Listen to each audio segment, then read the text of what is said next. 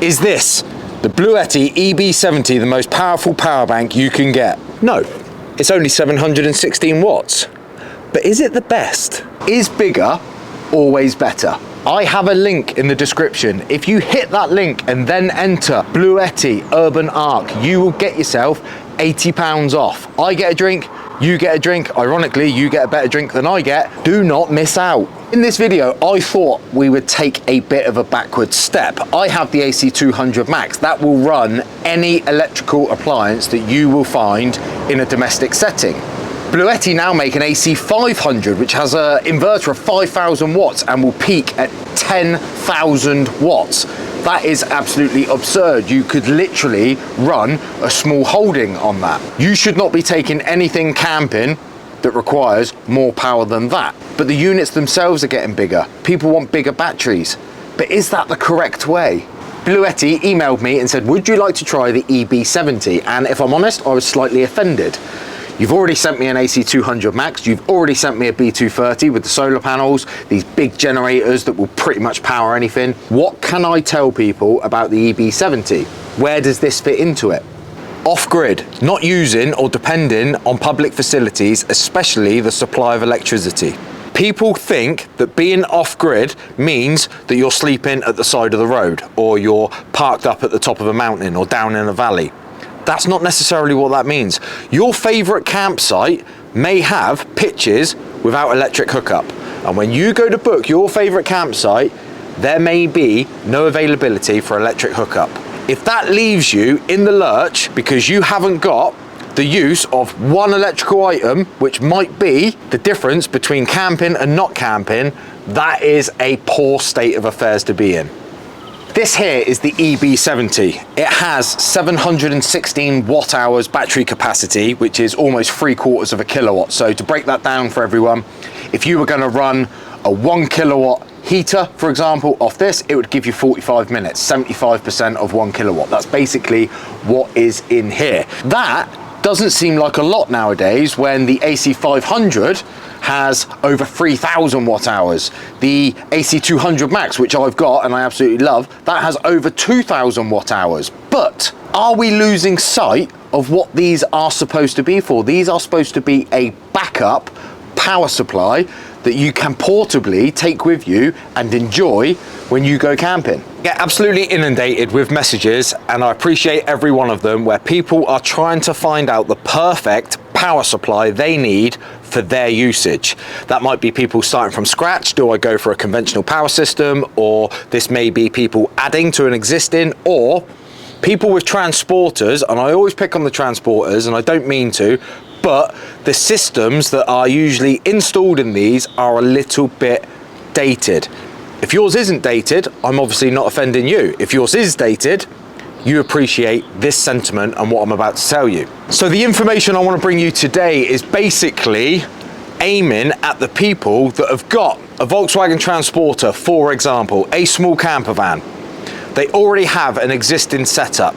They don't want to touch it. Say a Sergeant, one of them units that's so involved and tied into the van that you just want to leave it alone. But there's one electrical item that could be the difference between going camping and not. Say, for example, a Tommy Tippy prep machine to make your baby's milk. I've been there. I travelled to south of France for 3 weeks with a 6-year-old baby. How old was that baby? 6-year-old baby in the middle of summer.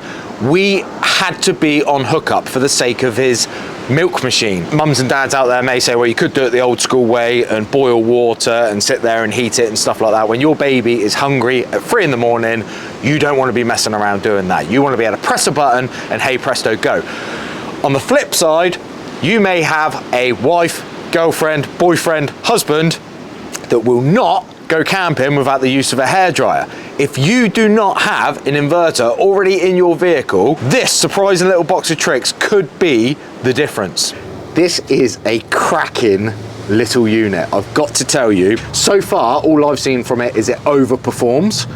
It's an absolutely great little bit of kit. The size is its most powerful pro to this unit. To suggest that someone gets an AC200 or an AC500 for their Volkswagen Transporter as a bit of a backup or an extra is a little bit of bad advice. The space is so precious in a Volkswagen Transporter. That's not to say that the AC200 Max is actually oversized. The ability to take all of those electrical components and all of that battery and put it in a box that size is very, very impressive. It just may be too big for a van such as the Volkswagen Transporter. Space is at a premium when it comes to the Transporter. Introducing an AC200 is probably going to be too much. If that is your whole system, that is a different story. But to add an EB70 as a bring along is absolutely ideal. And once you're done with the van, you take it with you. I opened this video with the question of, is the EB70 the most powerful power bank out there? The obvious answer is no, it is not trying to be. But with a 1000 watt inverter, with a 1400 watt surge capability, as a metaphor, stay with me now, the freedom that the EB70 could give you and your camper van and your camping trips makes it such a powerful, powerful product. So before I got going on this video, I actually walked around the house and plugged a few things in to test this little thing. And it is one plucky little unit, I've got to tell you. Like I mentioned before, so far all I've seen is the fact that it actually overperforms. So, for example, all we're gonna do here, we turn it on, one button, it gives you the input and output. I've just turned the inverter on, which brings the screen to life. Now I believe that goes into sleep mode after 30, 45 seconds. You press one button. If something is on, when you press that button when it's in sleep mode, it's not going to turn it off or anything silly like that. A hairdryer. This could be the difference between someone agreeing to go camping with you for the weekend and not. This little unit, I've got to tell you, I'm sorry about the noise, be ready. That there, I can add one more heat setting. That there is enough to get your hair dry. Perfect. Check that out. Cue the next line of questioning, and that is people asking, I've got this, will it run it? Well, if you're thinking about the EB70 and you're concerned that it's not going to be big enough to power a specific item that you intend to use, get yourself one of these. They're about $9.99 on Amazon, link in the description. All you do, plug this into the wall, plug that item into it, and it will tell you exactly how much power it's needed to run it. Check this out. So let's just bring our unit back to life. Let's turn our inverter on. All we do, we plug this little unit in there. I'm going to take the toaster and use that as an example. See how close. Now this proves what I'm about to show you, that this unit is pretty decent, and this is a good reflection of the watts used as well. Check out the difference. Now I've already done this test. Just turn the toaster on. Look at that. Either both are incorrect or both are really, really good, because that is, give or take, about 4 or 5 watts. Pretty bang on. Get yourself one of these before you pull the trigger and worry that it's not going to be capable. But check that out, almost 1000 watts, continuous, toast the easy way. Peanut butter, it's basically a superfood. 3 ways in which to charge the EB70 as I see it. First being, plug it straight into the wall. Whether or not that's 110 over in the States or 240 over here in the UK, plug it into the wall before you leave, 100%, off you go.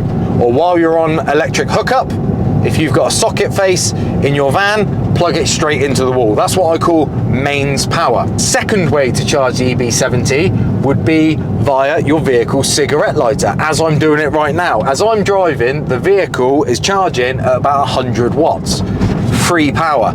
The equivalent to, let's call it a B2B on a smaller scale. The EB70 does allow pass-through charging, so this could be used by your passengers while you're driving and still be replenished even though they are using power. The cigarette lighter doesn't just have to be the cigarette lighter of your vehicle while you're driving. If you've got one in your camper van, and your camper van leisure system is at 100%, but your EB70 needs power and you need access to an inverter, of course, you can use your leisure system to put a bit of power, a bit of charge into the EB70, then giving you access to an inverter. Absolutely ideal. And then the third way, solar, one of our favorite options of charging. So I've got 180 watts monocrystalline flexible panel on top of my Volkswagen Transporter. Not the best panel in the world, and it's not the best day in the world, but I'm still bringing in 50, 60 watts, 200 watts capability of bringing in. So don't over panel this. It's only a small unit. Don't go crazy. What I love about Bluetti, and I mentioned this before in the AC200 Max video, is their cables allow you to connect up via MC4. They don't hold you ransom to their own solar panels. They do make the briefcase solar panels, but they allow you to basically use any solar array that you want if you've got MC4, and I do like that. I have had a unit before. The cable connection here only allows you to use their own panels, and I think that is a little bit nasty. I've got an e-bike now, and they are so much fun. In this day and age, they are getting more and more popular. The idea that you've got a separate inverter, a separate power supply, totally independent of your vehicle's leisure system, is actually a really, really clever idea. You would feel pretty stupid if you got back after a hike, say for example, and your e-bike was at 100%, but your leisure system is flat and you've got no lights, no cold beer, no warmth, you would feel pretty stupid. So having this as a separate module, and when it's flat, it's flat. If you want to recharge it off of your leisure system or off of solar, feel free to do so. But keeping that as a separate, independent item, I think is actually pretty awesome.